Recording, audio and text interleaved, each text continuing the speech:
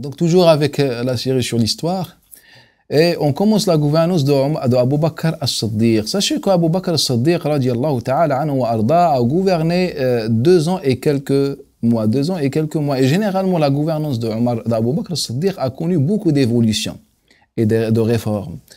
Et nous, Inch'Allah ta'ala, on va essayer de sortir avec un profit. On va essayer de rentrer dans la profondeur de cette période historique pour sortir avec un profit et une vision.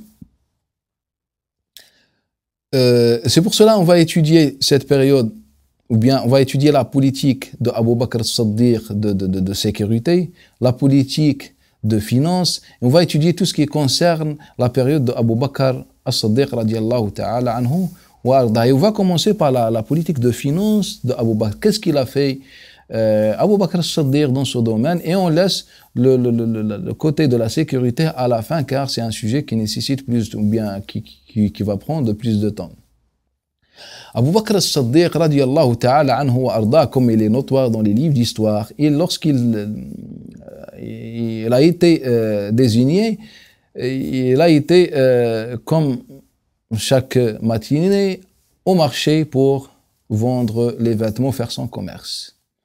Et les compagnons l'ont interpellé en lui disant que tu es devenu le gouverneur de la Ummah de l'Islam, donc on va te donner une somme, bien un salaire, et c'était le premier salaire dans l'époque, bien dans l'histoire islamique, le premier salaire donné au gouverneur. Et ils lui ont donné 2500 dirhams, 2500 dirhams, comme il est rapporté par l'imam Ibn Sa'd, par Sahib al-Musnad, Musnad al-Firdaus, ou bien Kanz al-Ummal, et les autres savants de l'histoire, d'après Saïd ibn Musayyib, il le rapporte aussi d'après Nafi', d'après Abdullah ibn Omar, on le rapporte aussi d'après Urwa, d'après Aïcha, on le rapporte aussi d'après Abu Bakr ibn Ayyash, d'après Amr ibn Maymoun, d'après son père. Tous rapportent qu'Abu Bakr, on a donné à Abu Bakr Siddiq environ 2500 dirhams. 2500 dirhams, elle est équivalente à 2800 € environ, car le dirham, c'est environ 2,90 grammes d'argent. Mais on parle de l'argent de la monnaie, pas l'argent des bijoux, car l'argent, en vérité, a plusieurs catégories. L'argent, ce métal, a plusieurs catégories. Donc, en général, c'est vers les 2800 € par an. Donc, c'était le salaire de Abu Bakr as-Siddiq, dans une version rapportée par l'imam Ibn Sa'd Tabaqat, qu'on a augmenté le salaire de Abu Bakr as-Siddiq à 6000 dirhams, à 6000 dinars, c'est-à-dire à la dernière année, on lui a donné 6000 dirhams, comme il est rapporté par Urwa ibn Zubayr. Sauf qu'Abu Bakr as-Siddiq, lorsqu'il a le dernier jour de sa vie, il va vider tout ce qu'il avait, il va leur dire, donnez ce qu'il reste au Bayt Mal al-Muslimin, c'est-à-dire le trésor ou bien la banque islamique, comme il est rapporté par Urwa et aussi par Aïcha et les autres savants ou bien de plusieurs d'autres transmetteurs, que Abu Bakr as-Siddiq, le dernier jour, a vidé tout ce qu'il avait, c'est-à-dire tout ce qu'il avait dans sa gouvernance, l'a vidé. Et parmi les choses que Abu Bakr as-Siddiq a fait, lorsqu'il a été désigné et on lui a donné ses 2500 dirhams, il a pris tout ce qu'il avait comme bien, c'est-à-dire son argent qu'il avait avant qu'il devienne gouverneur, et il les a mis dans Bayt Mal al-Muslimin. Et là, on va parler de Bayt Mal al-Muslimin. Le Bayt, c'est la maison. Al-Mal, c'est le bien, c'est-à-dire la banque islamique ou bien le trésor musulman. C'est là où on met l'argent des musulmans, les biens des musulmans. Et le premier qui a mis un Bayt Mal, une banque islamique, c'était Abu Bakr as-Siddiq. Au premier temps, c'était chez lui, dans la région de As-Sunah. C'était là, et comme Abu Bakr as-Siddiq, comme il est connu, rapporté par l'imam Omar ibn Shabbah, d'autres avaient plusieurs maisons. Donc, parmi les maisons d'Abu Bakr as-Siddiq, la maison de Sunah. Et là, il recevait, ou bien il mettait l'argent de sadaqat, l'argent de zakawat, l'argent les rentrées d'argent en général, il les mettait dans Bayt Mal al-Muslimin, dans Bayt al-Mal al-Muslimin, comme il nous rapporte l'imam Ibn Sa'd et les autres d'après Salim ibn Abi Hathma, Salim ibn Abi Hathma. Et lorsqu'on lui a dit à Abu Bakr as-Siddiq, pourquoi tu ne mets pas de garde, des agents de sécurité pour sécuriser, il leur a dit, laqad taraktu fiha qufl. Il leur a dit, j'ai mis un cadenas.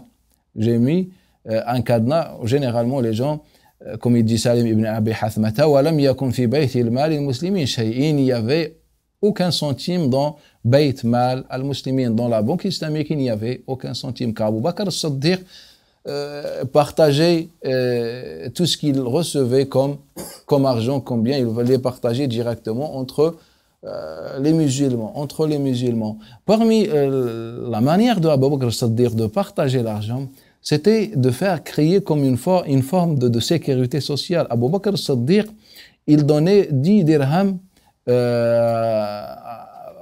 à chaque individu, femme, homme, esclave ou n'importe, enfant, petit, grand. Il donnait chaque dirham à la première année.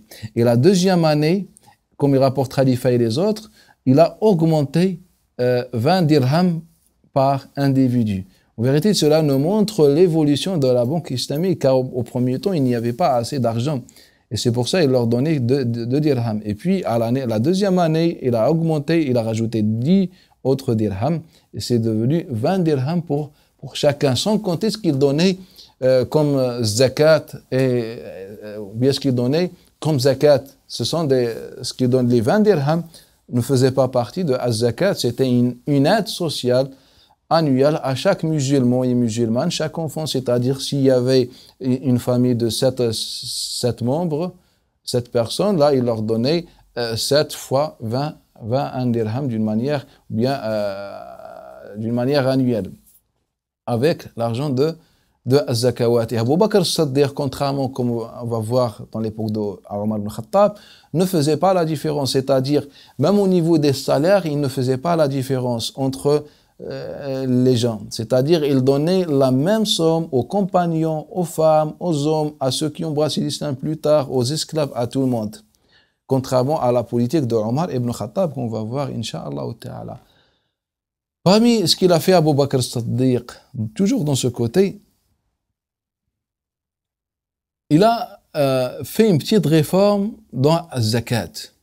Vous savez bien que le Nabi sallallahu alayhi wa sallam, comme il rapporte l'imam al-Yaqoubi, comme il rapporte Omar ibn Shabbah, etc., que le Nabi sallallahu alayhi wa sallam, lorsqu'il recevait sadaqat, les zakats, il les mettait dans la mosquée. Et puis il commence à appeler les pauvres pour partager la zakat. Et aussi pour les bêtes. Il faisait la même chose. Sauf que lorsque Abu Bakr as-Siddiq est venu, il leur a dit, j'ai vu un Nabi sallallahu alayhi wa sallam, Hama an-Naqi. An-Naqi, c'est une région à côté de Medina. Il leur a dit, j'ai vu Nabi sallallahu alayhi wa sallam délimiter la région de Naqi pour mettre les bêtes. Mais c'était pas les bêtes de zakat, les chameaux ou bien les vaches, etc. C'était pas les bêtes de zakat. Et qu'est-ce qu'il a fait Abu Bakr as-Siddiq, comme il rapporte Ibn Sa'd? Il a délimité la région de Al-Rabada, là où il est mort, Abu Dharr al-Ghifari, radiyallahu ta'ala anhu, wa ardah. Rabada, elle est environ à 200 km de Al-Madina, de l'est de Al-Madina, environ 200 km de l'est de Al-Madina. Donc il a délimité la région de Al-Rabada, car même avant l'islam, comme la tribu de Ma'bad, etc., les gens laissaient leurs bêtes là-bas, car c'est une région pleine d'herbes, etc. Elle est idéale, même le climat est idéal pour les bêtes. Donc, qu'est-ce qu'il a fait Abu Bakr as-Siddiq? Il a délimité cette région, il a réservé cette région que pour les bêtes, mais les bêtes de zakat. Et ça, c'est un sujet important. Et comme il rapporte aussi l'imam Ibn Sa'd, il a dit كانت إذا أتته البعير أو الدواب عجافا أرسلها إلى الربذة فتأتيه سمانا. Il a dit quand il recevait des bêtes maigres, faibles, etc., à cause de la mauvaise nourriture, etc., qu'est-ce qu'il faisait? Il les envoyait à la région de Rabada, sachant que c'est l'argent de az-zakat. Et ça, c'est un sujet important. Et ce qu'on appelle, qui concerne l'investissement de az-zakat, c'est un sujet important. Comme vous savez bien, dans le Coran al-Karim, on a les personnes à qui on doit donner az-zakat, innama as-sadaqatu lil-fuqara'i wal-masakin. Le verset, Allah Ta'ala, dans ce verset, a cité toutes les personnes qui méritent az-zakat. Sauf qu'Abu Bakr as-Siddiq, radiyallahu ta'ala anhu wa arda, il ne donnait pas directement az-zakat. quand il recevait des bêtes, il les envoyait tout d'abord à la région de Rabada pour s'alimenter bien, etc. Et une fois elles deviennent bien, etc., remplies de viande, là, il les récupérait. Sachant que az-zakat, généralement, doit être partagé directement à la fin de l'année. C'est-à-dire, une fois on a regroupé, on a récupéré az-zakat, on commencer de partager ce que Nabi sallam a fait. Et lorsque Abu Bakr Siddiq est venu, il a vu que c'était un intérêt commun de délimiter la région de Rabada et de laisser les bêtes grossir pour que cela soit bénéfique aux pauvres et aux nécessiteux. Et ça, c'est un sujet très important.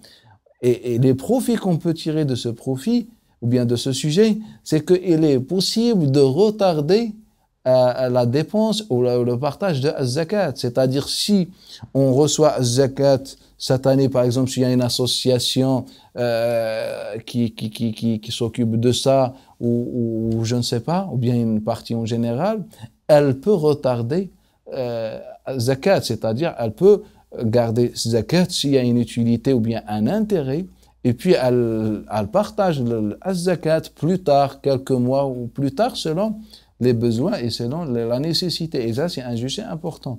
Et le deuxième profit, c'est ce qu'on va voir de ce qu'il a fait Abu Bakr as-Siddiq comme autre chose, comme autre réforme dans le côté de la finance. Abu Bakr as-Siddiq, radiallahu ta'ala anhu, lorsqu'il a reçu les biens de Juhayna et de Bani Sulaym, qu'est-ce qu'il a fait? Il a acheté avec ses biens, avec cet argent, il a acheté des bêtes, des chameaux et des équipements de l'armée pour équiper l'armée. Et alors que c'était l'argent de az-zakat, c'était l'argent de az-zakat. Donc le deuxième profit, c'est l'investissement de az-zakat. Comme je disais, Allah Ta'ala dans le Coran al-Karim nous a cité les personnes qui méritent az-zakat, les nécessiteux, etc.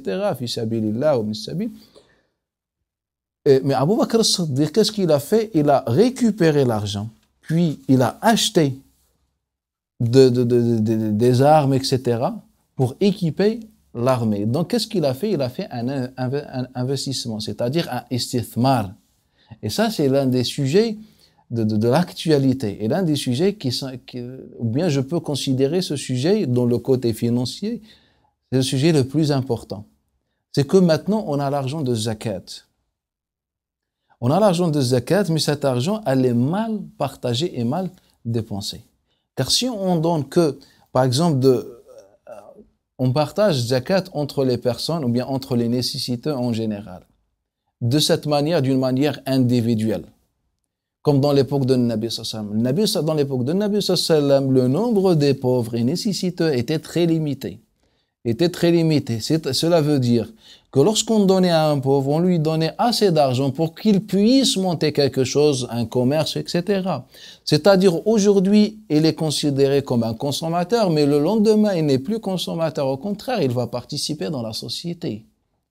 Donc, mais si on garde cette manière jusqu'à maintenant, là, ça veut dire qu'on n'a pas compris la sunna de Nabi sallallahu alayhi wa sallam. Maintenant, le nombre de nécessiteux est important. Et le nombre de ceux qui donnent az-zakat est très limité. Donc, si on partage de la manière de Nabi sallallahu alayhi wa sallam, mais dans un contexte différent que celui de Nabi sallallahu alayhi wa sallam, là, on n'a rien compris de sunna de Nabi sallallahu alayhi wa sallam. C'est pour ça, Abu Bakr as-Siddiq, et qu'on va voir, c'est Omar ibn Khattab qui va mettre vraiment en place cela, c'est de faire un investissement de zakat al-mal, c'est-à-dire au lieu de donner aux nécessiteux par exemple, on monte une société et on embauche les nécessiteux dedans. Donc hier, autrefois, ils étaient des simples consommateurs, mais maintenant ce sont des employés, ce sont des gens qui ont des revenus, ce sont des gens qui participent à la société, à la production, etc. Et je pense que c'était une très bonne idée, une très grande réforme de Abu Bakr as-Siddiq, radiallahu ta'ala anhu. Warda, si Allah ta'ala nous facilite, on fera une intervention détaillée pour voir vraiment ce sujet de tous les côtés, bi'idnillahi ta'ala. Et l'imam al-Razi, il a une très bonne parole sur ce sujet lorsqu'il a fait le tafsir de ce verset. Parmi aussi ce qu'il a fait, Abu Bakr as-Siddiq, c'est al-Waqf. Abu Bakr as-Siddiq, qu'est-ce qu'il a fait? Parmi ce qu'il a fait, il a fait al-Waqf. Qu'est-ce que al-Waqf? C'est une donation arrêtée. C'est-à-dire, c'est que on donne, mais le profit revient au public, revient pas aux individus, bien un individu en particulier. Ce qu'on appelle al-waqf. Par exemple, dans les dons et les zakats, en général, concernent les individus. Mais al-waqf, c'est par exemple comme construire une mosquée, comme construire une école, comme acheter par exemple un moyen de transport et le mettre à la disposition par exemple des élèves, etc. Donc c'est un bien qui revient au tout musulman, à la communauté. Et Abu Bakr as-Siddiq radiallahu anhu avait acheté beaucoup de chameaux et beaucoup de chevaux. Et il les a mis à la disposition des musulmans pour, dans le cas de la nécessité, s'il y a une guerre, s'il y a un voyage, etc. Et ça, c'est une sunna très importante. Et le premier qui a fait cette sunna, c'était An-Nabi alayhi as-salatu wassalam, lorsqu'il a acheté la terre de la mosquée. Et après lui, c'était Mukhayriq. Mukhayriq, le Nabi sallallahu alayhi wa sallam nous disait que c'était un homme béni. Il était un juif, puis il a embrassé l'islam et il a donné tous ses biens à la ummah de l'islam, c'est-à-dire c'était des biens réservés à la ummah entière, ce n'est pas à des individus. Et après lui, Uthman ibn Affan, radiallahu anhu, lorsqu'il a acheté le puits de Roma, le puits de Roma, et il l'a mis à la disposition des musulmans. Après lui, Ali ibn Abi Talib, radiallahu ta'ala anhu wa ardah, lorsqu'il a donné toutes ses sources d'eau dans la région de Yanbu'. Il a donné toutes ces sources d'eau pour les musulmans. En faveur des musulmans. Après, il vient derrière lui, après lui, Omar ibn Khattab, quelques temps après la bataille de Khaybar. Et aussi, il donne une grande terre, une terre très vaste aux musulmans, c'est-à-dire tous les musulmans peuvent en tirer profit. Et c'est une sunna très importante. Si les musulmans maintenant reviennent à cette sunna, car en vérité, même qu'on va voir plus tard dans l'époque de Omar ibn Khattab et après Ali ibn Abi Talib, on va voir ces gouverneurs prenaient beaucoup soin de cette sunna, la sunna de l'waqf. Et cette sunna est très bénéfique pour la ummah de l'islam, pour créer une forme d'indépendance. Par exemple, jusqu'à maintenant, on est dépendant aux banques. C'est-à-dire, ce système bancaire, c'est ce système devenu comme une dictature. Et nous, on est dépendants d'une manière absolue. Mais si les musulmans arrivent à faire revivre cette sunna, je pense que 90% des problèmes qui ont un rapport avec la finance seront résolus. C'est une sunna, par exemple, si des musulmans veulent, par exemple, faire un investissement, si des musulmans veulent faire un projet, si des musulmans ont quelque chose, ils ont une banque islamique et ils ont dans cette banque islamique un compte spécialisé ou bien spécialisé dans les finances, etc. Et ça, c'est très important pour créer une forme d'indépendance. Et je pense, et c'est pour cette raison, Abu Bakr as-Siddiq a fait de cette manière. Il a dépensé l'argent de Bayt al-Mal, une partie de l'argent de Bayt al-Mal, pour acheter des chameaux et des chevaux pour les gens.